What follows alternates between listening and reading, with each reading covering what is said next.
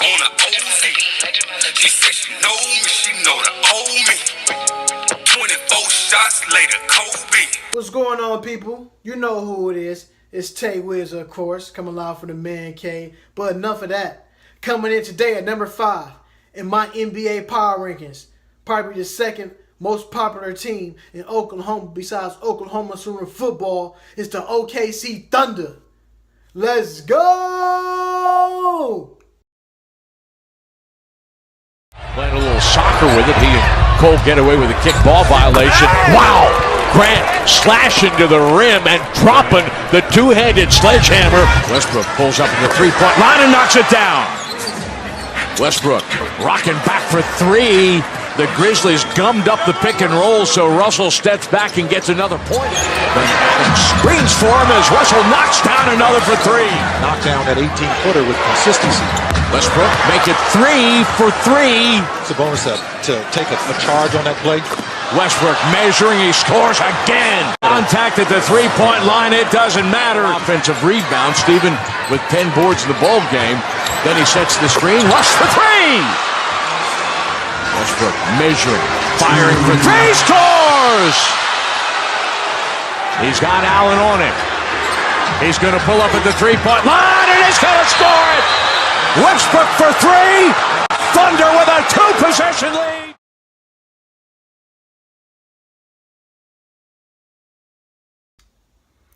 What's going on, people? You know who it is. It's yours truly, Tay Wiz, coming live from the Man Cave as usual. For those subscribers not subscribed to my YouTube channel, hit that bell. If you're not subscribed to my Twitter page, hit that bird at TAE_WIGGS. Now, you know I keep you in tune with the latest scores and information going around the NBA. But today, coming in at number 5 in my NBA power rankings is the OKC Thunder. We know last year their record was 47-35 in the Western Conference. They were 29-23, but only not in the conference in their division, which was 10-6. Well, this year, folks, since the emergence of you getting all the new acquisitions and these rookies coming in, the record I chose for the OKC Thunder to be 53 wins and 29 losses. Yes, that's better than what they had last year. Just I'm seeing what the stuff they added. The rookies, Terran Ferguson, Daniel Hamilton, Dakari Johnson, the guy.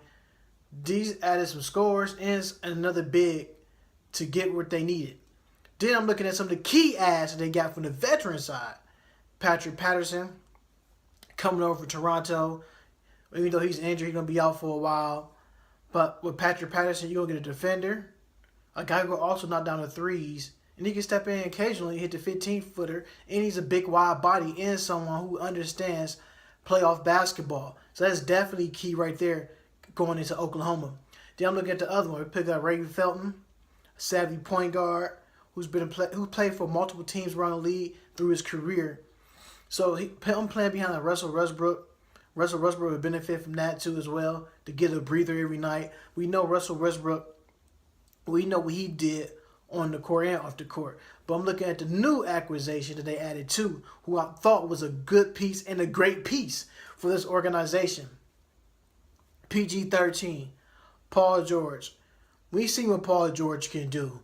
So now teaming up with Russell Westbrook and the OKC Thunder, we know him being an all-star player in the Eastern Conference. What can he be an all-star player in the Western Conference? Like I said, the West is so stacked and so heavy. And also, with Paul George, you get somebody who can play both ends of the court, offense and defense. But not only offense and defense, he's also coachable. Understand what needs to go on the floor. He can put players in the right position to get their baskets. And also just not for them, but also for himself as well. So everybody want to know, can this work out between Russell Westbrook and Paul George? I think it will. You probably won't see many triple-doubles coming from Russell Westbrook. And I say he probably this year, let alone I say Russell Westbrook probably get about, 15 triple-doubles this year compared to what he had this past season, 42? Like I said, Paul George can shoot the three. He can drive to the hole. He can kick out, and he's a finisher at the rim. We know he participated in the slam dunk contest And Paul George give you all type of looks on the floor. He's a dynamic player. OKC fans would love to have him there. It's just, can I say, like, is this like a replacement for KD? I'm going to say yes. Just set for, we know KD has an NBA championship ring and a Finals MVP and a league MVP, but also Paul George gonna bring. They gonna bring it to another level. So OKC will be right back there. This team has enough power and players to dethrone a team like a Houston Rockets, San Antonio Spurs, and the Golden State Warriors. We shall see. So they are my top 5 team in my NBA power rankings. Like I said, the players, we're going to talk about the other players they had. They had Kyle Singler. Can he be the Kyle Singler that you've seen like in Duke knocking down the threes? Maybe some of that Kyle Singler that you've seen in Detroit. Can he be that potential player who come off the bench and give you a nice 10 to 12 points per night? Andre Robinson. One thing I do like about Andre Robinson, he does play defense. The one thing I do not like about him, that he take a lot of threes. He don't need to. He's not a good 3-point shooter. Sometimes he scares me when he shoot the ball from that far away from the baskets, from the 3-point line, and sometimes it go in. You're like, wow, he actually made that. But I think this year he don't have to settle for the many threes as needed. I think he's going to participate more on the defensive end and try to get easy baskets going to the hole. I think he will be that primary defender for the OKC Thunder. Can Doug McDermott, Dougie McBuckets, can he be consistent on the offensive end? Which meaning, can he knock down the open shot? Can he be that guy? Can he be a Kyle Korver? Can he be that? Can he be one of those type of guys, a Ryan Anderson that you can count on, that's wide open, who can knock down shot after shot, just not only threes, but mid-range jumpers as well. And also he has to finish more too as well, going to the hole. So I'm looking for Doug McDermott to come out that slump and out that shell to be a more assertive player in the lineup as well. He got to be consistent on offense and defense. Ernest Kantner, we know what he can do. Another big body who can play inside, defend, a rim protector who's not scared to go at another player on the offensive end in the post. So we know what he brings. We know he brings in size and accountability and scoring as well. Maybe that not much scoring that you see, but if with the team that they have, this team has enough power to be a championship caliber type of basketball team. But it starts with their bigs. Can these bigs be healthy enough in the playoffs where they can score to give you about 14 points per game to go along with 11 rebounds? That's what I'm looking for Ernest Kantner to do during the regular season. He's probably going to average no more than 12 points and 10 rebounds this season. Josh Houston, a name that people don't call a lot around the NBA. People not familiar with this guy, but I've seen some games he have a potential not to be a superstar, just a guy coming off the bench that can at least chip in 8 points per night, that can get you little things on the floor. Hustle, defense, not to scare to dive for loose balls on the floor. That's what the role I'm looking for Josh Houston to be in this year.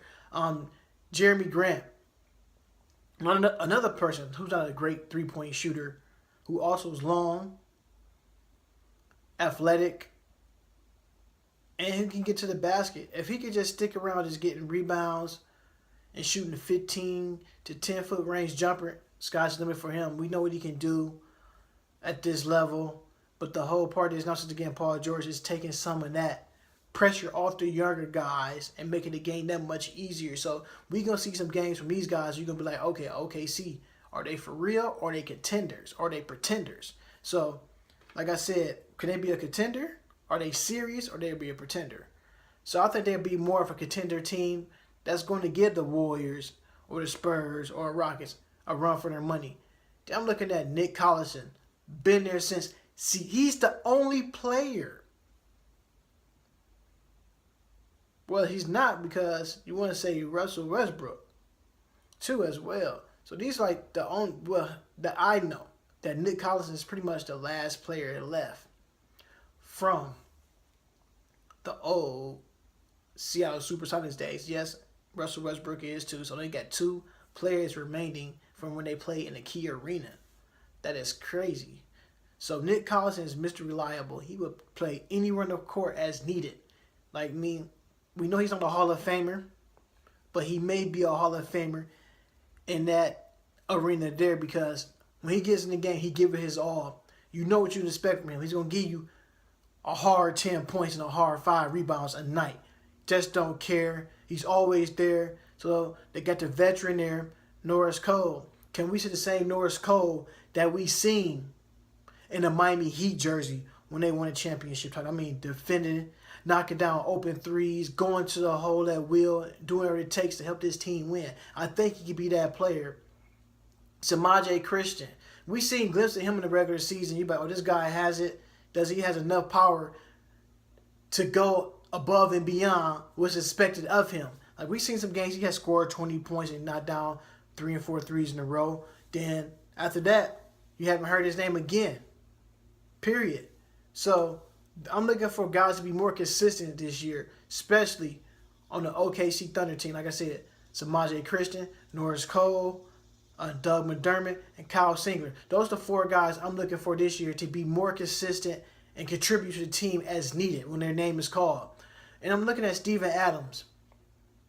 You know, and the one thing about Steven Adams, big, strong guy, who's not scared to go at it, gonna get you the tough points, gonna dive on the floor for loose balls.